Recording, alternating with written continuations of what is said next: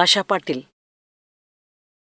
ನನಗೆ ಅನಿಸುತ್ತಂದ್ರೆ ನನ್ನ ಪುರುಷಾರ್ಥ ಬಹಳ ಕಮ್ಮಿ ಆಗ್ತಿದೆ, ನನ್ನ ಕಷಾಯ ಹೆಚ್ಚಾಗ್ತಿದೆ ಅಂತ. ಇದಂತೂ ತುಂಬಿದ ಸಾಮಗ್ರಿ ಹೊರ ಬಂದೇ ಬರುತ್ತೆ. ಯಾಕಂದ್ರೆ ಕರ್ಮ ಮುಗಿಸದೆಯೇ ಜ್ಞಾನ ಸಿಕ್ಕಿದೆ. ಇದಂತೂ ಹೊರಬರುತ್ತೆ. ಇದರಲ್ಲಿ ಹೊಸತೇನಿಲ್ಲ. 6 ತಿಂಗಳು ಚೆನ್ನಾಗಿತ್ತು ಜಾಗೃತಿ, 6 ತಿಂಗಳು ಡಿಮ್ ಆಗಿತ್ತು. ಡಿಮ್ ಯಾಕಾಯ್ತು? ಸತ್ಸಂಗದ್ದು. ಅಣ್ಣ ಹೇಳ್ತಿದ್ರಲ್ಲ, ಚರಣವಿಧಿ ಮಾಡಲು ಮನ್ಸಾಗೋದಿಲ್ಲ, ಪ್ರತಿಕ್ರಮಣ ಮಾಡಲು ಮನ್ಸಾಗೋದಿಲ್ಲ. ಈ ಕಷಾಯಿ ಒಳಗಿಂದ ಹೊರಬರಲು ಒತ್ತಡ ಹಾಕಿದಾಗ ಆಗ ನಮ್ಮ ಜಾಗೃತಿ ಡಿಮ್ ಆಗುವ ಸಂಯೋಗವಾಗುತ್ತೆ. ಚರಣವಿಧಿ ಮಾಡುವುದಿಲ್ಲ, ಸಾಮಾಯಿಕ ಪ್ರತಿಕ್ರಮಣ ಆಗ್ಲಿಕ್ಕಿಲ್ಲ, ದಾದಾಜಿಯವರ ವಾಣಿ ಓದದಿದ್ರೆ ಸತ್ಸಂಗಕ್ಕೆ ಹೋಗೋಕ್ಕಾಗಲ್ಲ. ಇದೇ ಆಮೇಲೆ ತೋರಿ ಬರುತ್ತೆ. ನಾವು ಎಷ್ಟು ಸತ್ಸಂಗಕ್ಕೆ ಬರ್ತೇವೋ ಅಷ್ಟೇ ಇದು ಸುಮ್ಮನಾಗುತ್ತೆ. ಅಪ್ ಡೌನ್ ಬರುತ್ತಾ ಇರುತ್ತೆ. ನಮ್ಮ ವತಿಯಿಂದ ಈ ಜಾಗೃತಿ ಇಡಬೇಕು. ಸತ್ಸಂಗದ ಟಚ್ನಲ್ಲಿದ್ರೆ ಮತ್ತು ಪುರುಷಾರ್ಥದ್ದು ನಮ್ಮ ಪಾಠ ಹೆಚ್ಚಿಸ್ತಾ ಹೋದ್ರೆ, ಮತ್ತು ಇದಂತೂ ತುಂಬಿದ ಸಾಮಗ್ರಿ. ಡಿಮ್ ಜಾಗೃತಿಯಾದ್ರೆ ಅಂಥದ್ದೇ ಸಾಮಗ್ರಿ ತುಂಬಿದೆ. ಮೋಹದ, ಮಾನದ, ಲೋಭದ ವಿಷಯ ಎಲ್ಲ ಸಾಮಗ್ರಿ ತುಂಬಿದೆ. ಈಗ ನಾವು ಪುರುಷಾರ್ಥ ಮಾಡಿ ಮುಂದುವರಿಬೇಕು. ಮತ್ತೆ ನಾವು ಊಟವೂ ಮಾಡ್ತೀವಿ, ದಿನಾಲು ಶಕ್ತಿ ಸಿಗುತ್ತಲ್ವಾ, ಸ್ನಾನ ಮಾಡಿದಾಗ ಶರೀರದ ಶುದ್ಧಿ ಆಗುತ್ತಲ್ಲ. ಹೀಗೆ ಎರಡೂ ಊಟವೂ ಮಾಡಬೇಕು. ಎಷ್ಟು ಊಟ ಮಾಡ್ತೇವೆ ಅಷ್ಟು ಬೇರು ಬರುತ್ತೆ, ಟಾಯ್ಲೆಟ್ ಆಗುತ್ತೆ, ಬಾತ್ರೂಮ್ ಆಗುತ್ತೆ, ಎಲ್ಲ ಕೊಳಕಾಗತ್ತೆ. ಊಟದ ನಂತರ ಕೈ ತೊಳಿಬೇಕಾಗತ್ತೆ. ತೊಳೆಯುವುದು, ತಿನ್ನುವುದು ಎರಡೂ ಕೆಲಸ ನಡೀತಾ ಇರುತ್ತೆ. ಹಾಗೇ ಇಲ್ಲೂ ವಿಧಿ, ವಾಚನ, ಸಾಮಾಯಿಕ ಪ್ರತಿಕ್ರಮಣ ಇದು ಜಾಗೃತಿಯ ಆಹಾರ. ಹೀಗೆ ವಿಧಿ ಮತ್ತು ವಾಚನ ಮಾಡಿದ್ರೆ ಆಹಾರವಾಗುತ್ತೆ. ಪ್ರತಿಕ್ರಮಣ ಮಾಡಿದ್ರೆ ಎಲ್ಲಾ ಕಸ ತೊಳೆದು ಹೋಗುತ್ತೆ. ಈ ಪುರುಷಾರ್ಥ ಮಾಡಬೇಕು. ವಿಧಿ, ವಾಚನ, ಅದಕ್ಕಾಗಿ ನಿಮ್ಮ ಆಶೀರ್ವಾದ ಬಹಳ ಅಗತ್ಯವಿದೆ. ಆಶೀರ್ವಾದವಂತೂ ನಿಮ್ಗೆ ಇನ್ನೊಮ್ಮೆ ಶಿಬಿರಕ್ಕೆ ಬಂದ್ರೆ ಸಿಗತ್ತೆ. ಪ್ರಯತ್ನವಂತೂ ಮಾಡ್ತಾ ಇರ್ತೀನಿ, ಪ್ರತಿ ಬಾರಿ ಬರುವಂತೆ, ಮತ್ತು ಬರುವ ಪ್ರಯತ್ನ ಕೂಡ ಮಾಡ್ತೀನಿ. ಶಿಬಿರದಲ್ಲಿ ಬಹಳ ಆಶೀರ್ವಾದ ಸಿಗುತ್ತೆ. ಜ್ಞಾನವಿಧಿಯಲ್ಲಂತೂ ಎಲ್ಲಕ್ಕಿಂತ ದೊಡ್ಡ ಆಶೀರ್ವಾದ. ನೋಡಿ, ಈಗ ನಮ್ಮ ಪಾತ್ರೆ ನೆಟ್ಟಗಿಡ್ಬೇಕು, ಕವಚಿ ಇಡ್ಬೇಡಿ. ಅದೇ ಇಚ್ಛೆ ಇದೆ, ಅದೇ ಇಚ್ಛೆಯಿಂದ ನಾವು ಬರ್ತೇವೆ. ಅದು ಸರಿ. ಆದ್ರೆ ಪೂಜ್ಯಶ್ರೀ, ಹೀಗನಿಸುತ್ತಂದ್ರೆ ಇಲ್ಲ, ಹೆಚ್ಚು ಸಿಕ್ತಿಲ್ಲದಿದ್ರೆ ಆಗ ನಮ್ಮ ಸ್ಥಿತಿ ಹೇಗಾಗ್ತಿತ್ತು? ಇವತ್ತಿನ ನಮ್ಮ ಸ್ಥಿತಿ ದೋಷವಾಗುತ್ತೆ, ಜಾಗೃತಿ ಇರುವುದಿಲ್ಲ.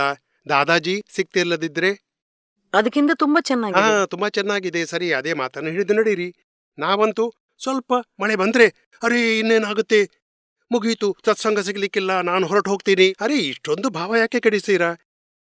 ದಾದಾಜಿ ಸಿಗ್ದಿದ್ರೆ ಆಗಂತೂ ಕಷಾಯಿ, ಮೋಹ, ದ್ವೇಷದಿಂದ ನಾವು ಮುಳುಗ್ತಿದ್ದೆವು. ದಾದಾಜಿ ಸಿಕ್ಕಿದ್ದಾರೆ, ಸ್ವಲ್ಪ ಅಪ್ ಡೌನ್ ಬರುತ್ತೆ. ಡೌನ್ ಬಂದ್ರೆ ನಾವು ಪ್ರಯತ್ನಿಸೋಣ. ಪುರುಷಾರ್ಥದ್ದು, ಜಾಗೃತಿಯದ್ದು. ಸುಮ್ನೆ ಹೆದರ್ಬಾರ್ದು. ಪೂಜ್ಯಶ್ರೀ, ನನಗೆ ಹೀಗನಿಸ್ತಂದ್ರೆ ಏನೋ ಬೇಕಿರುತ್ತೆ ಮತ್ತು ಮಾಡೋದು ಬೇರೆ. ತುಂಬಿದ ಸಾಮಾನು ಅದೇ ಪ್ರಕೃತಿ. ಅದಕ್ಕಾಗಿ ನಾವು ಮೆಲ್ಲನೆ ಪ್ರಕೃತಿ ಅಲ್ಲ, ಅದು ನಾವು ದೋಣಿಯಲ್ಲಿ ಕೂತ್ಕೊಂಡಾಗ ದೋಣಿ ಅವನನ್ನ ದಕ್ಷಿಣ ದಿಕ್ಕಿಗೆ ಕೊಂಡೊಯ್ಯುತ್ತೆ. ಅವರು ಅದನ್ನು ದೂಡಿ ಉತ್ತರಕ್ಕೆ ಕೊಂಡು ಹೋಗ್ತಾರೆ. ಗಾಳಿ ಅದನ್ನು ದಕ್ಷಿಣ ದಿಕ್ಕಿಗೆ ಕೊಂಡೊಯ್ಯುತ್ತೆ. ಹಾಗಿದ್ದಾಗ ಗಾಳಿ ತಣ್ಣಗಾದಾಗ ಅವರು ಉತ್ತರಕ್ಕೆ ಕೊಂಡೊಯ್ಯುತ್ತಾರೆ. ಪುನಃ ಗಾಳಿ ಬಂದ್ರೆ ಮತ್ತೊಂದೆಡೆ ಎಳೆಯುತ್ತೆ. ಇದು ಎಳೆಯುವಂಥದ್ದು ಪ್ರಕೃತಿಯ ಲೆಕ್ಕಾಚಾರ. ನಾವು ನಮ್ಮ ಧ್ಯೇಯ ಹಿಡಿದು ಬೇಕಾದ್ರೆ ಒಂದೇ ಸ್ಟೆಪ್ ಆದ್ರೂ ಮುಂದೆ ಹೋಗ್ಬೇಕು. ಒಂದೇ ಸ್ಟೆಪ್, ಒಂದೇ ಹೆಜ್ಜೆ ಮುಂದೆ ಇಡ್ಬೇಕು, ಒಂದೇ ಕಾಲು ಮುಂದಿಡ್ಬೇಕು. ಯಾಕೆಂದ್ರೆ ನಮ್ಗೆ ಗೊತ್ತಾಗುತ್ತೆ ಕರ್ಮದ ಒತ್ತಡ ಇದೆ. ಪ್ರಕೃತಿಯ ಫೋರ್ಸ್ ಹೀಗಿದೆ ಅಂದ್ರೆ ಅಧ್ಯಾಯದ ವಿರುದ್ಧ ಹೋಗುತ್ತೆ. ನಮಗೆ ಎಷ್ಟು ಫೋರ್ಸ್ ಬಂದ್ರೂ ಮೆಲ್ಲನೆ ರಾತ್ರಿ ಮಲಗೋ ಮೊದಲು ಕೂತು ಅರ್ಧ ಗಂಟೆ ಪಶ್ಚಾತ್ತಾಪ ಪಡೋಣ. 5 ಆಜ್ಞೆಯಲ್ಲಿ ಎಲ್ಲಿ ತಪ್ಪಾಯಿತು ರೀಸೆಟ್ ಮಾಡೋಣ, ಶಕ್ತಿ ಕೇಳೋಣ. ನಾವು ಕಾಲಂನಲ್ಲಿ ಎಷ್ಟೆಲ್ಲ ಶಕ್ತಿ ಕೇಳೋ ದಾರಿಯನ್ನು ದಾದಾಜಿ ಹೇಳಿದ್ದಾರೆ. ಹೀಗೆ ಮಾಡ್ತಾ ಇದ್ರೆ ಮೆಲ್ಲನೆ ಕಸ ಕಡಿಮೆ ಆಗ್ತಾ ಹೋಗುತ್ತೆ. ಪೂಜ್ಯಶ್ರೀ, ಚಂಚಲತೆ ತುಂಬಾ ಹೆಚ್ಚಾಗಿದೆ. ತುಂಬಿದ ಸಾಮಗ್ರಿ ಅದನ್ನು ಬೇರೆ ಇಡಿ, ತಿಳ್ಕೊಳ್ಳಿ. ಫೈಲ್ ಒಂದಕ್ಕೆ ಏನಾಗುತ್ತೆ ಅದನ್ನು ಡೈವರ್ಟ್ ಮಾಡಿ ಮೋಕ್ಷ ಮಾರ್ಗದ ಧ್ಯೇಯದಲ್ಲಿ ಹೇಗೆ ಮುಂದೆ ಹೋಗ್ಬೇಕೆಂದು ದಾದಾಜಿ ಅವರದ್ದು ಶಕ್ತಿ ಕೇಳಿ.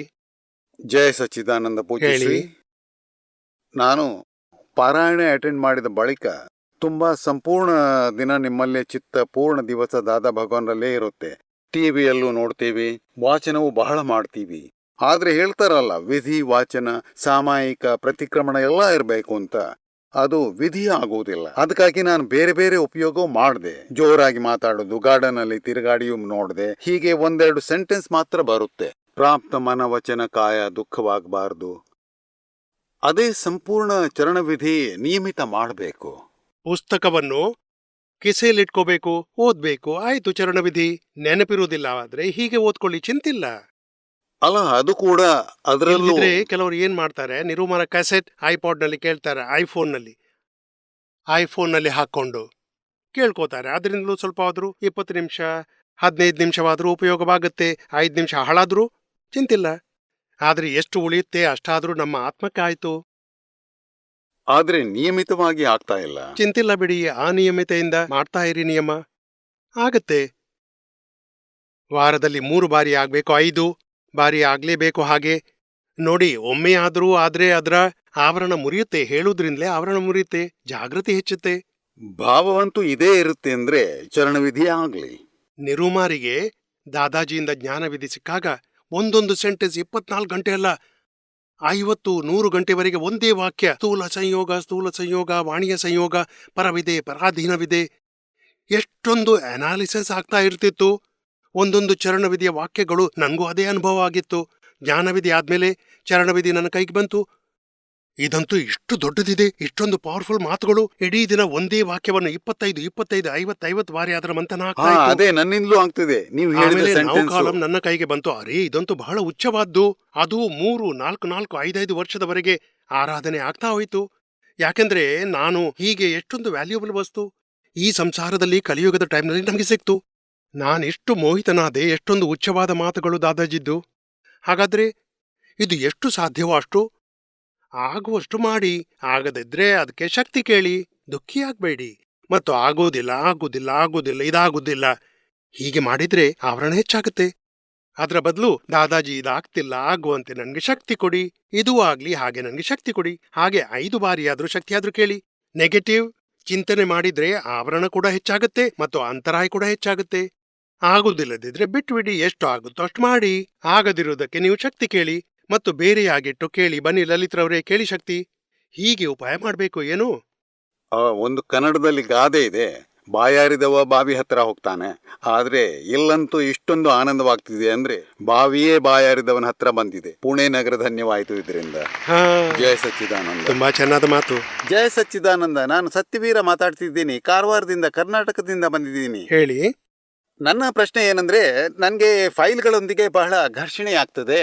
ನನಗೆ ನೀವು ಆಶೀರ್ವಾದ ಮಾಡಿ ಫೈಲ್ಗಳೊಂದಿಗೆ ನನ್ನ ಘರ್ಷಣೆ ಆಗ್ಬಾರ್ದಂತೆ. ಘರ್ಷಣೆ ಅಂತೂ ಆಗ್ಲೇಬೇಕು, ಆಗ ತಾನೇ ಮೋಕ್ಷಕ್ಕೆ ಹೋಗೋ ಮನ್ಸಾಗುತ್ತಲ್ಲ. ಇಲ್ದಿದ್ರೆ ಮೋಹದಲ್ಲಿ ನಾವು ಮುಳುಗಿ ಹೋಗ್ತಿದ್ದೆವು. ಘರ್ಷಣೆಯಾಗುವಾಗ ಒಳಗಿನಿಂದ ಜಾಗೃತಿ ಇರಿಸಿ, ಅವಳು ನಿರ್ದೋಷಿ, ನನ್ನ ಕೆಲಸ ಮಾಡ್ತಾಳೆ, ಅವಳ ದೋಷವಿಲ್ಲ. ನಿರ್ದೋಷಿಯಾಗಿ ಕಾಣುವ ದೃಷ್ಟಿ ತೆರೆದಂತೆಲ್ಲ ನೀವು ನಿಮ್ಮ ಮೋಕ್ಷಕ್ಕೆ ಸಿದ್ಧರಾಗ್ತೀರಿ. ಮತ್ತು ನಿಮ್ಮ ವತಿಯಿಂದ ನಿಶ್ಚಯ ಮಾಡ್ಕೊಳ್ಳಿ, ನನಗೆ ಘರ್ಷಣೆ ಬೇಡ. ಅವರು ಘರ್ಷಣೆ ಮಾಡಿದ್ರೆ ನಾನು ಅದನ್ನು ತಳ್ಳಬೇಕು. ಅಡ್ಜಸ್ಟ್ಮೆಂಟ್ ನಾನ್ ಮಾಡ್ಕೋಬೇಕು. ಯಾಕೆಂದ್ರೆ ನನ್ಗೆ ಬಿಡುಗಡೆ ಬೇಕು, ನಾನ್ ಸುಖಿಯಾಗಬೇಕು. ನನ್ಗೆ ನನ್ನ ಸೆಕ್ಯೂರಿಟಿಗಾಗಿ ಅಡ್ಜಸ್ಟ್ಮೆಂಟ್ ಪಡ್ಕೋಬೇಕು. ಮತ್ತು ಅವರ ಸ್ವಭಾವ ಅರಿತುಕೊಳ್ಳಿ ಮತ್ತು ಅಡ್ಜಸ್ಟ್ಮೆಂಟ್ ಮಾಡ್ತಾ ಹೋಗಿ. Adjust everywhere. ಘರ್ಷಣೆ ತಪ್ಪಿಸಿ. 2 ಸೆಂಟೆನ್ಸ್ ನೆನ್ಪಿಡಿ, ಸೊಲ್ಯೂಷನ್ ಹುಡುಕಿ. ಸತ್ಸಂಗದ ಹಾಲ್ನಲ್ಲಿದ್ದಾಗ ನಂಗೆ ಜ್ಞಾನವಿರುತ್ತೆ. ಸತ್ಸಂಗದಿಂದ ಹೊರ ಹೋಗುತ್ತಲೇ ಕೀಲಿ ಕೈ ನನ್ನಿಂದ ಕಳೆದು ಹೋಗುತ್ತೆ. ಅಲ್ಲ, ಪ್ರತಿಕ್ರಮಣ ಆರಂಭಿಸಿ. ಫೈಲ್ 2 ದೋಷ ಹುಡುಕೋದು ನಿಲ್ಲಿಸಿ. ದೋಷ ಕಂಡು ಬಂದ್ರೆ ಪ್ರತಿಕ್ರಮಣ ಮಾಡಿ. ದುಃಖ ಕೊಡೋದನ್ನು ನಿಲ್ಲಿಸಿ. ದುಃಖ ಕೊಟ್ರೆ ಪ್ರತಿಕ್ರಮಣ ಮಾಡಿ. ಕೇವಲ 2 ಶಬ್ದ ಹಿಡ್ಕೊಳ್ಳಿ. ಫೈಲ್ 2 ದೋಷ ನೋಡಬಾರ್ದು ಮತ್ತು ದುಃಖ ಕೊಡಬಾರ್ದು. 2ರಲ್ಲಿ ಒಂದನ್ನು ಶುರು ಮಾಡಿ, ದುಃಖ ಕೊಡಬಾರ್ದು, ಅಲ್ಲಿಂದ ಆರಂಭಿಸಿ. ಆಗ ನಿಮ್ಮ ಜಾಗೃತಿ ತುಂಬಾ ಹೆಚ್ಚಾಗುತ್ತೆ. ಬೇರೆ ಅಂದ್ರೆ ನನ್ನ ಫೈಲ್ ನಂಬರ್ 5. ತಂದೆಯವರು ರಾಜಸ್ಥಾನದಿಂದ ಸತ್ಸಂಗಕ್ಕಾಗಿ ಬಂದಿದ್ದಾರೆ.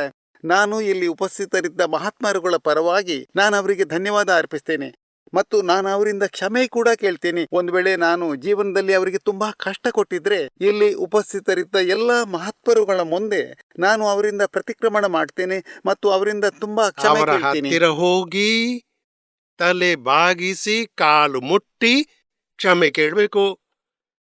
ನಾನು ಕ್ಷಮೆ ಕೇಳ್ತೇನೆ, ನಾವು ಅಲ್ಲಿ ನೋಡಿ ಹೇಳ್ತೀವಿ, ಅವರು ಈಚೆಯಿಂದ ಕೇಳ್ತಾರೆ. ಅದು ತಪ್ಲಿಕ್ಕಿಲ್ಲ. ತಂದೆಯರು ಎಲ್ಲಿ ಕೂತಿದ್ದಾರೆ? ಇಲ್ಲೇ ಕೂತಿದ್ದಾರೆ. ಹೋಗಿ ಹುಡುಕಿ ಹತ್ತಿರ ಹೋಗಿ ಕ್ಷಮೆ ಕೇಳಿ. ಜೈ ಸಚ್ಚಿದಾನಂದ. ಆಶೀರ್ವಾದ ಪಡೆಯಿರಿ ಮೋಕ್ಷ ಮಾರ್ಗದಲ್ಲಿ ಮುಂದುವರಿಯಲು. ಜೈ ಸಚ್ಚಿದಾನಂದ್. ನಮಸ್ಕಾರ ಪೂಜ್ಯಶ್ರೀ. ಹೇಳಿ. ಮಹಾವೀರ ಭಗವಾನ್ರ ಬಗ್ಗೆ ಟಿವಿಯಲ್ಲಿ ನಿರುಮರವರು ಹೇಳ್ತಿದ್ರು. ಅವರಿಗೆ ಎಷ್ಟೆಲ್ಲ ತೊಂದರೆಗಳು ಬಂದಿವೆ ಅಂದ್ರೆ, ಉದಾಹರಣೆಗೆ ಹಾವು ಸುತ್ತುವರಿದಿತ್ತು, ಆನೆಗಳ ಜೊತೆ, ಇಲಿಗಳ ಜೊತೆ. ಒಂದಂತೂ ಹೀಗಂತಿದ್ರು, 2 ಕಾಲುಗಳ ಮಧ್ಯೆ ಕೋಲು ಹಾಕಿ ಅದ್ರ ಮೇಲೆ ಪಾತ್ರೆ ಇಟ್ಟು ಉರಿಸಿ ಅದರಲ್ಲಿ ಅನ್ನ ಬೇಯಿಸ್ತಿದ್ರಂತೆ. ಇಷ್ಟೆಲ್ಲ ಕಷ್ಟ, ಇಂಥ ಯಾವ ಕಾರಣದಿಂದ ಇಷ್ಟೆಲ್ಲ ತೊಂದರೆಯಾಗುತ್ತೆ? ಅಹಂಕಾರ ಎಲ್ಲ ಪ್ರಕಾರದ ತಪ್ಪು ಮಾಡಿಸುತ್ತೆ ಮತ್ತು ಪ್ರಕೃತಿ ಮಲ್ಟಿಪಲ್ ಆಗಿ ಅದಕ್ಕೆ ಫಲ ಕೊಡುತ್ತೆ. ಪೂರ್ವಭಾವದಲ್ಲಿ ಮಾಡಿದ್ರು ಅಹಂಕಾರ, ಅದಕ್ಕೆ ಫಲ ಬಂತು. ಮತ್ತು ಆದ್ರೆ ಅವರದ್ದು ಚರ್ಮ ಶರೀರವಾಗಿತ್ತು. ದೇಹಕ್ಕೆ ಮೃತ್ಯುವಿಲ್ಲ ಮತ್ತು ಕಷ್ಟ ಅನುಭವಿಸಲೇಬೇಕು. ಆಮೇಲೆ ಎಲ್ಲ ಕಷ್ಟಭಾವ ದೂರವಾಗಿ ಸಮತಾಭಾವದಲ್ಲಿ ಇದ್ರು. ನಿಮಿತ್ತವನ್ನು ನಿರ್ದೋಷಿಯಾಗಿ ಕಂಡ್ರು, ಕರುಣೆ ಇಟ್ರು. ಯಾರ ದರ್ಶನದಿಂದಲೇ ಮೋಕ್ಷ ಸಿಗುತ್ತೋ ಅವರ ಬಗ್ಗೆ ನಿಮ್ಗೆ ಇಷ್ಟೊಂದು ಹಾಗೆ ಮಾಡುವ ನಿಮಿತ್ತ ಬಂದು ಹೋಯ್ತೆ. ಯಾಕೆಂದ್ರೆ ಅವರು ಕರುಣಾಮಯಿ ಮತ್ತು ಅವರಿಗೆ ಲೆಕ್ಕವೆಲ್ಲ ಪೂರ್ಣ ಮಾಡಬೇಕಾಗಿತ್ತು. ಮತ್ತು ದೇವಲೋಕದಲ್ಲಿ ಅವರನ್ನು ಮಹಾವೀರ, ಆರ್ಡಿನರಿ ಜನರಾದರೆ ಬದುಕ್ತಿರ್ಲಿಲ್ಲ, ಇವರು ವೀರರಾಗಿದ್ರು, ಮಹಾವೀರರಾಗಿದ್ರು. ಅವರದ್ದು ಚರಮ ಶರೀರವಾಗಿತ್ತು, ಆದ್ರಿಂದ ಅವರಿಗೆ ಬಂತು ಬಹಳಷ್ಟು ಬಂತು, ಆದ್ರೆ ಮೃತ್ಯು ಬರ್ಲಿಲ್ಲ. ಮತ್ತು ಹಾಗೇನೆ ಒಂದೊಂದೇ ಕರ್ಮ ಪೂರ್ಣ ಮಾಡ್ತಾ ಮಾಡ್ತಾ ಎಷ್ಟೋ ಅವರ ಕರ್ಮಗಳಿದ್ದೆವು. ಚಿಕ್ಕ ವಯಸ್ಸಿನಲ್ಲಿ 72 ವರ್ಷದ ಪ್ರಾಯದಲ್ಲಿ ಎಲ್ಲ ಪ್ರಕಾರದ ಕರ್ಮ, 30 ವರ್ಷದಲ್ಲಿ ಎಲ್ಲ ಪ್ರಕಾರದ ಕರ್ಮ ಅನುಭವಿಸಿದ್ರು, ಕೈವಲ್ಯ ಜ್ಞಾನ ಪಡೆದು ಧರ್ಮದ ಎಲ್ಲ ಪ್ರವರ್ತನೆ ಮಾಡಿದ್ರು ಮತ್ತು ಮೋಕ್ಷಕ್ಕೂ ಹೋದ್ರು. ನಮಗಾಗಿ ಯಾವ ಪುರುಷಾರ್ಥವಿದೆ? ನಮಗಂತೂ ಗೊತ್ತಿಲ್ಲ ನಮ್ಗೆ ಯಾವ ಕರ್ಮ ನಾವಂತೂ ಇಷ್ಟು ಎಲ್ಲಿ ಹೇಗಿದೆ. ತಿಳ್ಕೋಬೇಕು, ಏನಾದ್ರೂ ತೊಂದ್ರೆ ಬಂದ್ರೆ ಭಗವಾನ್ ಮಹಾವೀರರಿಗೆ ಬಂದಷ್ಟು ತೊಂದ್ರೆ ನಮಗೆ ಬಂದಿದೆಯೇ? ಇಲ್ಲ, ಅಂದ್ರೆ ಬುದ್ಧಿಯು ಆಕ್ಸೆಪ್ಟ್ ಮಾಡುತ್ತಲ್ಲ. ಇಲ್ಲ, ಶಾಂತರಾಗಿ ಯಾಕೆ ದುಃಖಿಸ್ತೀರಾ? ಇದಂತೂ ನಿಜವಾಗಿದೆ. ಅಂದ್ರೆ ನಾವು ಚಿಕ್ಕ ತೊಂದರೆಯಲ್ಲೇ ದುಃಖಿ ದುಃಖಿ ದುಃಖಿ ಆಗ್ತೇವೆ. ಮತ್ತು ಭಗವಂತರಿಗೆ ಇಷ್ಟೆಲ್ಲ ತೊಂದರೆ ಬಂತು, ಮರಣ ತುಲ್ಯ ದುಃಖ ಬಂತು, ಆದ್ರೂ ಯಾರು ಉಪಾಯ ಮಾಡ್ಲಿಲ್ಲ. ಇಂದ್ರ ದೇವೇಂದ್ರ ಎಲ್ರೂ ಹಾಜರಾದ್ರು ಭಗವಾನ್ ನಿಮ್ಮ ಸೇವೆಯಲ್ಲಿ. ಅವರಂದ್ರು ನನ್ಗೆ ನನ್ನ ಕರ್ಮ ಪೂರ್ಣ ಮಾಡ್ಲಿಬಿಡಿ, ಯಾರೇ ಸಹಾಯ ಬೇಡ, ನಾವಂತೂ ಆಶ್ವಾಸನೆ, ಎಲ್ರಲ್ಲೂ ಅಳ್ತಾ ಇರ್ತೀವಿ, ಜೊತೆಗಿದ್ದವರನ್ನ ದುಃಖಿ ಮಾಡ್ತೇವೆ, ಮತ್ತು ನಂದು ಯಾರಿಗೂ ಕಾಳಜಿ ಇಲ್ವೇ ಇಲ್ಲ, ನೀವು ನನ್ಗೆ ಜೊತೆಗೆ ಬರುವುದೇ ಇಲ್ಲ, ಎಲ್ರ ಮೇಲೂ ಆಕ್ಷೇಪ ಮಾಡ್ತೇವೆ. ಭಗವಾನ್ರ ಮಾತನ್ನು ನೆನ್ಪಿಸಿ ಅಷ್ಟು ಶಕ್ತಿ ಬೇಡಿದ್ರೆ ನಮ್ಗೆ ಆ ಶಕ್ತಿ ಪ್ರಕಟವಾಗುವುದೇ? ಹೌದು. ಜಯ ಸಚ್ಚಿದಾನಂದ. ಜಯ ಸಚ್ಚಿದಾನಂದ. ಪೂಜ್ಯ ಶ್ರೀ ಭಗವಾನ್ ಮಹಾವೀರ ಸ್ವಾಮಿ ದೃಷ್ಟಾಂತದ ಬಗ್ಗೆ ಹೇಳ್ಬೋದೇ? ದೃಷ್ಟಾಂತವಂತೂ ಮಹಾವೀರ ಭಗವಾನ್ರದ್ದು ವಾಣಿಯಂತೂ ಹೊರಡುತ್ತಲೇ ಇರುತ್ತೆ. ಮತ್ತು ಎದುರಿನವರ ಮನಸ್ಸಿನ ಪ್ರಶ್ನೆಯಂತೂ ಅವರು ಕೇಳುವುದೇ ಬೇಡ, ಭಗವಾನ್ ನೇರವಾಗಿ ಅವರಿಗೆ ಉತ್ತರ ಕೊಡ್ತಾರೆ. ಹೀಗೆ ತನ್ನಷ್ಟಕ್ಕೆ ನಡೀತಾ ಇರುತ್ತೆ ದೃಷ್ಟಾಂತ. ಮತ್ತು ಜನರು ಕೇಳುತ್ತಲೇ ಎಷ್ಟೋ ಪ್ರಕಾರದ ರೋಗ, ಅವರ ರಾಂಗ್ ಬಿಲೀಫ್ ಕ್ಲಿಯರ್ ಆಗಿಬಿಡುತ್ತೆ. ಎಷ್ಟೋ ಜನರು ಸಮರ್ಪಣೆಯಾಗ್ತಾರೆ, ಎಷ್ಟೋ ದೀಕ್ಷೆ ತಗೋತಾರೆ, ಎಷ್ಟೋ ಜನರು ಮೋಕ್ಷ ಮಾರ್ಗದಲ್ಲಿ ಮುಂದೆ ಹೋಗ್ತಾರೆ. ಪೂಜ್ಯ ಶ್ರೀ, ನಿಮ್ಮ ವಾಣಿ ಇದೆಯಲ್ಲ, ಅದು ಭಗವಾನ್ ಮಹಾವೀರ ಸ್ವಾಮಿಯ ದೃಷ್ಟಾಂತದ ಸಮಾನ ಅಂತ ನಾವೆಲ್ಲ ಮಹಾತ್ಮರಿಗೆ ಅನಿಸುತ್ತೆ. ಯಾಕಂದ್ರೆ ಮಹಾವೀರ ಸ್ವಾಮಿಯ ದೃಷ್ಟಾಂತವಂತೂ ನಮ್ಗೆ ಯಾರಿಗೂ ನೆನಪಿಲ್ಲ. ಅದು ಹೋಲಿಸುವ ಹಾಗೆ ಇಲ್ಲ. ಆದ್ರೂ ನಿಮ್ಮ ವಾಣಿಯ ಲಾಭ ನಮ್ಗೆಲ್ರಿಗೂ ಸಿಕ್ಕಿದೆ, ಅದು ನಮ್ಮ ಅಹೋಭಾಗ್ಯ. ದಾದಾಜಿಯವರ ಮಾತು ಹೀಗಿದೆ. ಅವರು ಸ್ವತಃ ಹೇಳ್ತಿದ್ರು, ನಾವು ಭಗವಾನ್ರ ದೃಷ್ಟಾಂತದಲ್ಲಿ ಇದ್ದೇವೆ, ಸ್ವಲ್ಪ ತಪ್ಪಾಗಿ ನಾವು ಬಿದ್ದು ಬಿಡ್ತೇವೆ. ಈಗ ಅದೇ ಮಾತು ನಮ್ಗೆ ನೆನಪಾಗತ್ತೆ. ಭಗವಾನ್ ಮಹಾವೀರರು ಹೇಳಿದ್ದು ಅದೇ ಮಾತನ್ನು ನಾನು ನಿಮ್ಗೆ ಹೇಳ್ತಿದ್ದೇನೆ. ದಾದಾಜಿಯವರ ಮಾತು ನಮಗೆ ಪ್ರಾಪ್ತಿಯಾಗುತ್ತೆ. ಅವರೇ ಈ ವಿಜ್ಞಾನವನ್ನು ತೆರೆದಿಟ್ಟರು. ಯಾವುದು ತೀರ್ಥಂಕರ ಹೃದಯದಲ್ಲಿತ್ತು ಅದೇ ಮಾತು ಸಿಗುತ್ತೆ. ದೀಪಕ್ ಭಾಯಿ ಅಂತೂ ಇವರಿದ್ರಲ್ಲಿ ಮಾಧ್ಯಮರು. ಮುಖ್ಯ ವಿಷಯವೆಂದರೆ ದಾದಾ ಭಗವಾನ್ರ ಅವರು ವಿಜ್ಞಾನವನ್ನು ತೆರೆದಿಟ್ರು. ಅದೇ ಮಾತು ವಾಯಾ ಮೀಡಿಯಾ ನಂಬಳಿ ಬರುತ್ತೆ. ಮತ್ತೊಂದು ಪೂಜ್ಯ ಶ್ರೀ, ದಾದಾಜಿ ಹೇಳಿದ್ರು ಜಗತ್ತಿನ ಸಂಪೂರ್ಣ ಬ್ರಹ್ಮಾಂಡದಲ್ಲಿಯ ಪರಮಾಣುವಿಂದ ನಾನು ಹೊರಬಂದಿದ್ದೀನಿ ಮತ್ತು ಎಲ್ಲ ನೋಡ್ಕೊಂಡೇ ಬಂದಿದ್ದೀನಿ ಅಂತ. ಹಾಗಾದ್ರೆ ಇದು ಪ್ರತಿ ಪರಮಾಣು ಅಂದ್ರೆ ಪ್ರತಿ ಯೋನಿಯಲ್ಲಿ ಅವರು ಜನ್ಮ ಪಡೆದು ಬಂದ ಅಲ್ಲಲ್ಲ, ಅದು ಬೇರೆ ವಿಷಯ. ಆದ್ರೆ ಈಗ ವಾಸ್ತವಿಕತೆ ಅರ್ಥವಾಯ್ತು. ಈ ಜಗತ್ತಿನಲ್ಲಿ ವಾಸ್ತವಿಕತೆ ಎಷ್ಟು ಪ್ರಕಾರದ್ದಿದೆ. ಶ್ರದ್ಧೆ ಇದೆ ಮತ್ತು ರಾಂಗ್ ಬಿಲೀಫ್ ಇದೆ. ಎಲ್ಲರ ಹಿಂದಿರುವ ವಾಸ್ತವಿಕತೆ ಏನು? ಜನರು ನಂಬ್ತಾರೆ ದೇವ್ರ ಮೇಲೆ ಕೂತಿದ್ದಾರೆಂದು. ವಾಸ್ತವಿಕವಾಗಿ ಮೇಲೆ ದೇವರು ಕೂತಿದಾರ? ವಾಸ್ತವಿಕತೆಯನ್ನು ಅವರು ಚೆಕ್ ಮಾಡಿ ಬಂದಿದ್ದಾರೆ. ಅಂದ್ರೆ ಜಗತ್ತಿನ ವಾಸ್ತವಿಕತೆ ಏನು? ಮತ್ತು ಅದೇ ಮಾತನ್ನು ಅವರು ಸತ್ಸಂಗದಲ್ಲಿ ತೆರೆದಿಟ್ರು, ಸಿದ್ಧಾಂತ ತೆರೆದಿಟ್ರು. ಒಂದು ಮಾತಾದ್ರು. ಅಂದ್ರೆ ಸಿದ್ಧಾಂತ ಯಾವ್ದಕ್ಕೆ ಹೇಳ್ತಾರೆ? 2H+O ಅದು ನೀರಾಗುತ್ತೆ. ಕೆಲವರು ಹೇಳ್ತಾರೆ 3H+2O ನೀರಾಗುತ್ತೆ. ಅಲ್ಲ, 2H+3 ನೀರಾಗುತ್ತೆ. ಒಂದು ಆಟಮ್ ಚೇಂಜ್ ಆದ್ರೂ ನೀರು ಆಗ್ಲಿಕ್ಕಿಲ್ಲ. ಹಾಗೆ ಇಲ್ಲೂ ಒಂದು ರಾಂಗ್ ಬಿಲೀಫ್ ಬಂದ್ರೂ ಆತ್ಮ ಜಾಗೃತಿ ಆಗ್ಲಿಕ್ಕಿಲ್ಲ. ಆವರಣ ಬಂದ್ಬಿಡುತ್ತೆ, ಫ್ಯೂಸ್ ತುಂಡಾಗತ್ತೆ, ಜಾಗೃತಿ ಪ್ರಕಟವಾಗ್ಲಿಕ್ಕಿಲ್ಲ.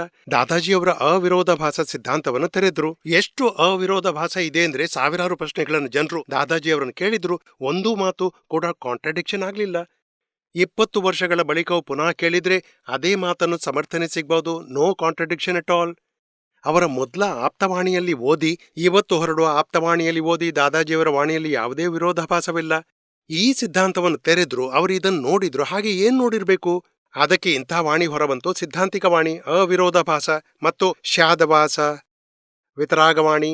ಜಗತ್ ಕಲ್ಯಾಣ ಮಾಡ್ಲಿ ಮತ್ತು ನಮ್ಮನ್ನ ದೋಷಗಳಿಂದ ಮುಕ್ತಗೊಳಿಸ್ಲಿ. ಪೂಜ್ಯ ಶ್ರೀ, ಮಹಾತ್ಮದ ಅರ್ಥವೇನು ಅದನ್ನು ಸ್ವಲ್ಪ ತಿಳಿಸಿ. ನಿಮ್ಮ ಹೆಸರೇನು? ರವಿಕಾಂತ್ ಅಂತ. ಮಹಾತ್ಮದ ಅರ್ಥವೇನೆಂದ್ರೆ ಯಾರಿಗೆ ಅಂತರಾತ್ಮ ದಶೆ ಪ್ರಾಪ್ತಿಯಾಗಿದೆಯೋ ಅದನ್ನು ಮಹಾತ್ಮ ಪದ ಅನ್ನಲಾಗುತ್ತೆ. ರಾಂಗ್ ಬಿಲೀಫ್ ಬಿಟ್ಟು ಹೋಗುತ್ತೆ. ಮತ್ತು ನಾನು ಶುದ್ಧಾತ್ಮ, ನಾನು ರವಿಕಾಂತ್ ಅಲ್ಲ. ಯಾರಿಗೆ ಈ ಬಿಲೀಫ್ ಪ್ರಾಪ್ತಿ ಆಗುತ್ತೋ ಮಹಾತ್ಮ ಪದ, ಯಾಕೆಂದ್ರೆ ಮೂಲ ಆತ್ಮದ ಬಿಲೀಫ್ ಸಿಗುತ್ತೆ. ಮತ್ತು ಈ ಬಿಲೀಫ್ ಭಗವಾನ್ ಮಹಾವೀರ ಸಮಯದಲ್ಲಿ ಸಿಕ್ತಿತ್ತು. ಅಂದ್ರೆ ಒಂದೇ ಅವತಾರದಲ್ಲಿ ಅದೇ ಅವತಾರದಲ್ಲಿ ಮೋಕ್ಷಗತಿ ಪಡೀತಿದ್ದ. ಇಷ್ಟು ಪವರ್ಫುಲ್ ಇದೆ ಜ್ಞಾನ. ಆದರೆ ಇತ್ತೀಚೆಗೆ ಈ ಕಾಲದಲ್ಲಿ ಈ ಕ್ಷೇತ್ರದಿಂದ ಡೈರೆಕ್ಟ್ ಮೋಕ್ಷವಿಲ್ಲ. ಈ ಬಿಲೀಫ್ ಪ್ರಾಪ್ತವಾದ ಬಳಿಕವೂ ಒಂದು ಅವತಾರ ಬಾಕಿ ಇರುತ್ತೆ. ಮತ್ತು ಬಿಲೀಫ್ನ ಆಧಾರದಿಂದ ಕರ್ಮ ಚಾರ್ಜ್ ಆಗತ್ತೆ, ಕ್ರಿಯೆಯ ಆಧಾರದಿಂದಲ್ಲ. ಕ್ರಿಯೆ, ವಾಣಿ, ವಿಚಾರ, ವರ್ತನೆ ಏನೇ ಇದ್ರೂ ಅದು ಪೂರ್ವಭಾವದ ಫಲ. ಇವತ್ತು ಯಾವ ಬಿಲೀಫ್ ಇದೆ, ನಾವು ಶುದ್ಧಾತ್ಮ ವ್ಯವಸ್ಥಿತ ಕರ್ತ, ಹೊಸ ಕರ್ಮ 5 ಆಜ್ಞೆ ಅನುಸಾರ ಒಂದು ಅವತಾರ ಬಾಕಿ ಇದೆ, ಅದರ ಅನುಸಾರ ಸಿಗುತ್ತೆ. ಆದರೆ ಅಲ್ಲಿಂದ ನಮಗೆ ಮೋಕ್ಷ ಸಿಗುತ್ತೆ.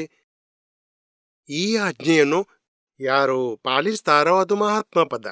ಅಂದ್ರೆ ಯಾರು ಆಜ್ಞೆ ಆಜ್ಞೆ ಪಾಲನೆ ಪಾಲನೆ ಮಾಡ್ತಾರೆ, ಮಾಡ್ತಾರೆ, ಮಧ್ಯ ಪ್ರವೇಶಿಸುವುದಿಲ್ಲ, ಒಂದೊಂದು ಫೈಲನ್ನು ಸಂಭಾವದಿಂದ ನಿವಾರಿಸ್ತಾರೆ, ಎಲ್ಲರನ್ನು ಶುದ್ಧಾತ್ಮ ರೂಪದಲ್ಲಿ ನೋಡ್ತಾನೆ. 5 ಆಜ್ಞೆಯಲ್ಲಿ ಇರುವಾತ ಮತ್ತು ನಾನು ಶುದ್ಧಾತ್ಮನೆಂಬ ಜಾಗೃತಿಯಲ್ಲಿ ಇರುವವನನ್ನು ಮಹಾತ್ಮ ಅನ್ನಲಾಗುತ್ತೆ. ನನ್ನದು ಮತ್ತೊಂದು ಪ್ರಶ್ನೆ ಇತ್ತು. ಅಂದ್ರೆ ಯಾರಿಗಾದ್ರೂ ಒಬ್ರಿಗೆ ತೊಂದರೆ ಕೊಟ್ಟು ಒಂದ್ ವೇಳೆ ಸರಿಯಾದ ಬದಲಾವಣೆಗಾಗಿ ಯಾವುದೇ ನಿರ್ಣಯ ತಗೊಂಡ್ರೆ ಅದು ಸರಿಯಾ ತಪ್ಪ? ಅಲ್ಲ, ಬೇರೆಯವರಿಗೆ ದುಃಖ ಕೊಡುವ ನಿಶ್ಚಯ, ದುಃಖ ಕೊಡಬಾರ್ದೆಂಬ ಜಾಗೃತಿ ಇಡಿ. ಏನಾದ್ರೂ ಪರಿಹಾರ ಹುಡ್ಕೋಣ, ಆದ್ರೆ ದುಃಖ ಕೊಡಬಾರ್ದು. ಮತ್ತು ಬೇರೆಯವರಿಗೆ ದುಃಖವಾಯ್ತೆಂದು ಆಮೇಲೆ ತಿಳಿದ್ರೆ ಪ್ರತಿಕ್ರಮಣ ಮಾಡಿ. ಆದ್ರೆ ಒಬ್ಬರನ್ನು ಸುಧಾರಿಸಲು ಮತ್ತೊಬ್ಬರನ್ನು ಸುಧಾರಿಸಲು ಇನ್ನೊಬ್ಬರಿಗೆ ತೊಂದರೆ ಕೊಡುವುದು ಅದು ಆಗ್ಬಾರ್ದು. ನಿಶ್ಚಯ ಮಾಡಿ, ದಾರಿ ಸಿಗುತ್ತೆ. ಇವರಿಗೂ ದುಃಖ ಬರ್ಲಿಕ್ಕಿಲ್ಲ, ಅಲ್ಲೂ ಸೊಲ್ಯೂಷನ್ ಬರುತ್ತೆ ಬೇರೆಯವರದ್ದು. ಅಂಡರ್ ಪ್ರೆಷರ್ ನಲ್ಲಿ ಮಾಡ್ಲಿಕ್ಕಿದ್ರೆ ಆಗ ಪ್ರತಿಕ್ರಮಣ ಮಾಡಿ, ಮಾಡಬಾರ್ದು. ಹಾಗೆ ನಿಶ್ಚಯ ಮಾಡಿ. ನಾನು ಚಿಂತಿಲ್ಲ ಅಂತ ಹೇಳಿದ್ರೆ ಜನರು ಬೇರೆ ಏನು ಮಾಡ್ಲಿಕ್ಕಿಲ್ಲ, ಯಾಕೆಂದ್ರೆ ವಿಪರೀತ ಬುದ್ಧಿ ಇದ್ದೇ ಇದೆ. ಇವನನ್ನು ಮುಗಿಸಿ, ಇವನನ್ನು ಹಾಳು ಮಾಡಿ, ದೀಪಕಣ್ಣ ಹೇಳ್ತಿದ್ದಾರೆ, ಮಾಡೋದ್ರಲ್ಲಿ ಏನು ತೊಂದರೆ ಇಲ್ಲ. ಈ ಬುದ್ಧಿ ದುರುಪಯೋಗ ಮಾಡುತ್ತೆ. ಅಂದ್ರೆ ಒಂದೇ ನಿಶ್ಚಯ ಮಾಡಿ ಬೇರೆಯವರಿಗೆ ದುಃಖ ಕೊಟ್ಟು ಲೇಟ್ ಆಗ್ಬಹುದು, ಅಥವಾ ಆಗ್ಲಿಕ್ಕಿಲ್ಲ, ಬೇರೆಯವರಿಗೆ ದುಃಖ ಕೊಟ್ಟು ಕೆಲಸ ಮಾಡಿಸಬಾರ್ದು. ಎದುರಿನವರು ಇದ್ರ ಅಡ್ವಾಂಟೇಜ್ ಪಡೀತಿದ್ರೆ ಎಲ್ಲಿ ತಗೋತಾನೆ? ಅದು ಆ ಗೊಂಬೆ ಹೇಗೆ ತಗೋಬಹುದು? ಮೆಕ್ಯಾನಿಕಲ್ ಪಾರ್ಟ್ ಆಗಿದೆ. ಮಷಿನರಿ ಹೇಗೆ ನಮ್ಮ ಅಡ್ವಾಂಟೇಜ್ ತಗೋಬಹುದು? ನಮ್ಮ ಪಾಲು ಎಷ್ಟಿದೆಯೋ ಅವಕ್ಕೆ ನಮ್ಮಲ್ಲಿ ಘರ್ಷಣೆ ಆದೀತು. ನಾವು ಹೆದರ್ಬೇಕಿಲ್ಲ ಯಾರೋ ಅಡ್ವಾಂಟೇಜ್ ತಗೋತಾರೆ ಅಂತ. ನಾವು ಅಡ್ಜಸ್ಟ್ಮೆಂಟ್ ಮಾಡೋಣ. ಮತ್ತು ವ್ಯವಹಾರದಲ್ಲಿ ಎಲ್ಲಿ ಯಾವುದು ಯೋಗ್ಯವಿದೆಯೋ ಅಲ್ಲಿ ವ್ಯವಹಾರ ಮಾಡೋದ್ರಲ್ಲಿ ಏನೂ ತೊಂದರೆ ಇಲ್ಲ. ಬಯಕೆ ದ್ವೇಷ ಮಾಡಲು ತೊಂದರೆ ಇದೆ. ಯಾರಾದರೂ ದುರುಪಯೋಗ ಮಾಡಿದ್ರೆ ನೀವು ಹೇಳ್ಬೋದು, ಏನ್ ಮಾಡ್ತಿದ್ದೀರಿ, ಇಲ್ಲಿ ಏನಾಗ್ತಿದೆ ಎಂದು ಗೊತ್ತಿದೆಯೇ, ನಾನು ಇಷ್ಟು ಮಾಡ್ಲಾರೆ, ಇಷ್ಟು ಹೆಲ್ಪ್ ಮಾಡ್ಬೋದು. ನೀವು ಹೇಳಲು ಏನು ತೊಂದರೆ ಇಲ್ಲ. ಬಯಕೆ ದ್ವೇಷ ಮಾಡಬೇಡಿ, ದೋಷಿತ ನೋಡಬೇಡಿ, ಮತ್ತು ಸೊಲ್ಯೂಷನ್ ಹುಡುಕಿ, ಏನೂ ತೊಂದರೆ ಇಲ್ಲ. ಸೋಲ್ ಕಾನ್ಶಿಯಸ್ ಲಿವಿಂಗ್ ಬಗ್ಗೆ ನೀವು ಹೇಳ್ತೀರಿ. ಈ ಜರ್ನಿ ಏನಿದೆಯೋ ಇಟ್ಸ್ ಲೈಕ್ ಹೊರಗಿನಿಂದ ಹೋಗಿ ಒಳಗೆ ಪ್ರವೇಶಿಸುತ್ತೆ. ಬಿಕಾಸ್ ನಾನೀಗ ಹೇಳ್ತಿದ್ದೀನಿ ಅಂದ್ರೆ Veena is facing the life. ಅಂದ್ರೆ ಈ ಫೀಲಿಂಗ್ ಏನಿದೆಯೋ ಇಟ್ಸ್ ಜಸ್ಟ್ ಎ ಕಮ್ಯುನಿಕೇಶನ್. ನನಗೆ ಅದು ನಿಜವಾಗಿ ಯಾವಾಗ ಫೀಲ್ ಆಗುತ್ತೆ? It's like it's not mechanical. ಇದು ತನ್ನಷ್ಟಕ್ಕೆ ಯಾವಾಗ ಶುರುವಾಗುತ್ತೆ? ಇದು ಜ್ಞಾನ ಪಡೆದ ಬಳಿಕ ಶುರುವಾಗತ್ತೆ. ವೀಣಾ ಬೇರೆ, ನಾನು ಶುದ್ಧಾತ್ಮ, ಮತ್ತು ತನ್ನ ಶುದ್ಧಾತ್ಮದ ಅನುಭೂತಿ ಶುರುವಾಗತ್ತೆ, ಜಾಗೃತಿ ಶುರುವಾಗತ್ತೆ, ಅನುಭವ ಲಕ್ಷ್ಯ ಪ್ರತೀತಿ ಶುರುವಾಗತ್ತೆ. ಮತ್ತು ಆಮೇಲೆ exactly Veena facing the life ಎಲ್ಲ ಬೇರೆತನದ ಜಾಗೃತಿ ಇರುತ್ತೆ. ಮತ್ತು ನಾವು ಹೇಗೆ ಇಕ್ವಾನಿಮಿಟಿ ಇಡ್ಬೋದು, ಅದರ ಕೀಲಿ ಸಿಗ್ಬಹುದು, ಸಂಭಾವದಿಂದ ಪರಿಹಾರ ಮಾಡುವ ಕೀಲಿ ನಿಮಗೆ ಸಿಗ್ಬಹುದು. ಮತ್ತು ಸ್ಥಿತಪ್ರಜ್ಞೆಯ ಬಗ್ಗೆ ಏನಾದ್ರೂ ಹೇಳ್ತೀರಾ? ಸ್ಥಿತಪ್ರಜ್ಞೆ ಮೇಲಿನ ಮಾತು ನಿಮಗೆ ಸಿಗುತ್ತೆ ನಾಳೆ, ಇವತ್ತು ಜ್ಞಾನವಿಧಿಯಲ್ಲಿ. ಸ್ಥಿತಪ್ರಜ್ಞೆಗಂತೂ ನಮಗೆ ಪುರುಷಾರ್ಥ ಮಾಡಬೇಕಾಗತ್ತೆ. ಮತ್ತು ಈ ಕೃಪೆಯಿಂದಲೇ ಪ್ರಜ್ಞೆ ಪ್ರಕಟವಾಗತ್ತೆ.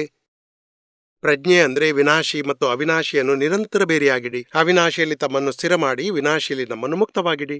ಈ ಜಾಗೃತಿ ನಿರಂತರ ಶುರುವಾಗುತ್ತೆ. ನಿಮ್ಮ ವತಿಯಿಂದ ಕೃಪೆಯಿಂದ ಸಿಕ್ಕ ಜ್ಞಾನವಾದ್ರೆ ನಿಮ್ಮ ವತಿಯಿಂದ ಪ್ರತ್ಯಕ್ಷ ಸತ್ಸಂಗದ ಪರಿಚಯದಲ್ಲಿರಿ, ಅಷ್ಟೇ ನಾವು ಹೇಳ್ತೀವಿ. ಅಂದ್ರೆ ಕಾಲೇಜ್ನಲ್ಲಿ ಅಡ್ಮಿಷನ್ ಸಿಕ್ಕರೆ ನಮ್ಮ ಹುಡುಗನಿಗೆ ಮೆಡಿಕಲ್ನಲ್ಲಿ ಡಾಕ್ಟ್ರು ಅಂತ ಹೇಳ್ತಾರ? ಕಡಿಮೆ ಅಂದ್ರೆ 3 ವರ್ಷ 5 ವರ್ಷ ಅವನಿಗೆ ಓದ್ಬೇಕಾಗತ್ತೆ, ಥಿಯರಿ, ಪ್ರಾಕ್ಟಿಕಲ್. ಮತ್ತು ವರ್ಷದಲ್ಲಿ 300 ದಿನ ಕಾಲೇಜ್ನಲ್ಲಿ ಕಳೆಯಬೇಕಾಗತ್ತೆ, ಹಾಜರಿ ಕೊಡಬೇಕಾಗತ್ತೆ. ಇಲ್ಲಂತೂ ಹೇಳ್ತೇವೆ, ವರ್ಷದಲ್ಲಿ 300 ಗಂಟೆ ಕಳೆದ್ರೂ ಬಹಳವಾಯ್ತು. ಒಂದು ಶಿಬಿರವಾಯ್ತು ಅಂದ್ರೆ 5 ದಿನಗಳಲ್ಲಿ 125-250 ಗಂಟೆ ಆಗತ್ತೆ. ಮನೆಯಿಂದ ಹೊರಟು ಮನೆಯವರೆಗೆ ತಲುಪುವವರೆಗಿನ ಸಮಯ ನಿಮ್ಮ ಶುದ್ಧಾತ್ಮದ ಅಕೌಂಟ್ನಲ್ಲಿ ಕ್ರೆಡಿಟ್ ಆಗತ್ತೆ. ಆದ್ರೆ ನೀವು ಪ್ರತ್ಯಕ್ಷ ಸತ್ಸಂಗದ ಟಚ್ನಲ್ಲಿರಿ. ಮತ್ತು ಮಹಾತ್ಮ ಸ್ಥಿತಿಯಲ್ಲಿ ತಲುಪಿದವರು ಅಂದ್ರೆ ಅವರಿಂದ ಅಂದ್ರೆ ಅವರ ವಾಣಿ ಕಠೋರವಾಗಿದ್ರೆ ಮತ್ತು ಅದರಿಂದ ನಮಗೆ ನೋವಾಗಿತ್ತಿದ್ರೆ ಇದು ನಮ್ಮ ಕರ್ಮದ ಡಿಸ್ಚಾರ್ಜ್ ಆಗಿದ್ರೆ ಅವರಿಗೆ ಪ್ರತಿಕ್ರಮಣ ಮಾಡುವ ಅಗತ್ಯವಿಲ್ವೋ? ಹೌದು, ಅವರಂತೂ ಮಾಡುವ ಅಗತ್ಯವಿದೆ. ನಾವು ಕೂಡ ತಿಳ್ಕೋಬೇಕು. ಅಂದ್ರೆ ಅವರು ಕಠೋರ ನುಡಿದ್ರೆ ನನ್ನ ಲೆಕ್ಕದಲ್ಲಿದೆ, ನಾನು ನನ್ನ ಲೆಕ್ಕದಲ್ಲಿ ಅವರಿಗೆ ಕಠೋರ ಹೇಳ್ಬೇಕಾಗಿದೆ. ಅದಕ್ಕೂ ನಾನು ಪ್ರತಿಕ್ರಮಣ ಮಾಡ್ತೀನಿ. ಮತ್ತು ನನಗೆ ಸಫರಿಂಗ್ ಆಗುತ್ತೆ, ನನಗೆ ದೋಷಿತ ಕಾಣಿಸಿದ್ದು, ಅದಕ್ಕೂ ನಾನು ಪ್ರತಿಕ್ರಮಣ ಮಾಡ್ತೀನಿ. ಅವರ ಉಪಕಾರ ಸ್ಮರಿಸ್ತೀನಿ. ನನ್ನ ಅಹಂಕಾರ ಮುರಿತಿದ್ದಾರೆ, ಮೋಕ್ಷಕ್ಕಾಗಿ ನನಗೆ ಉಪಕಾರ ಮಾಡ್ತಿದ್ದಾರೆ. ಮತ್ತು ಕಠೋರ ನುಡಿಯೋರು ಇದನ್ನು ತಿಳ್ಕೋಬೇಕು. ನನ್ನ ವಾಣಿಯಿಂದ ಅವರಿಗೆ ದುಃಖವಾಗುತ್ತೆ, ಅದಕ್ಕಾಗಿ ಬಹಳ ಪ್ರತಿಕ್ರಮಣ ಪ್ರತ್ಯಾಖ್ಯಾನ ಮಾಡಬೇಕು. ಅವರು ಹೇಳ್ಬೋದು, ವಾಣಿ ಪರವಿದೆ, ಪರಾಧೀನವಿದೆ, ನೀವು ಭೋಗಿಸಿ, ನಿಮ್ಮ ತಪ್ಪು. ಅದು ಜ್ಞಾನವನ್ನು ದುರುಪಯೋಗ ಮಾಡಿದ್ರು ಅನ್ಬೋದು. ದುರುಪಯೋಗ ಮಾಡಬಾರ್ದು. ಅರ್ಥವಾಯ್ತಲ್ಲ? ಇದು ಸದುಪಯೋಗ ಮಾಡ್ಲು. ಕಿಚನಲ್ಲಿ ಚೂರಿ ಇರುತ್ತೆ, ಅದು ಸದುಪಯೋಗ ಮಾಡ್ಲೋ ಎಲ್ರನ್ನು ಕೊಲ್ಲಿಕ್ಕೆ, ದುರುಪಯೋಗ ಮಾಡ್ಲಿಕ್ಕೆ. ದುರುಪಯೋಗ ಆಗ್ಬಾರ್ದು, ಇಲ್ಲದಿದ್ರೆ ಹಾನಿ ಆಗತ್ತೆ. ತರಕಾರಿ ತುಂಡರಿಸಿ ಎಲ್ಲ ಅಡುಗೆ ಕೆಲಸ ಮಾಡಲು ಚೂರಿ ಉಪಯೋಗಿಸಿ. ಹೊಟ್ಟೆಗೆ ತಿವಿದ್ರೆ ಮನುಷ್ಯ ಸತ್ತು ಹೋಗ್ಬೋದು.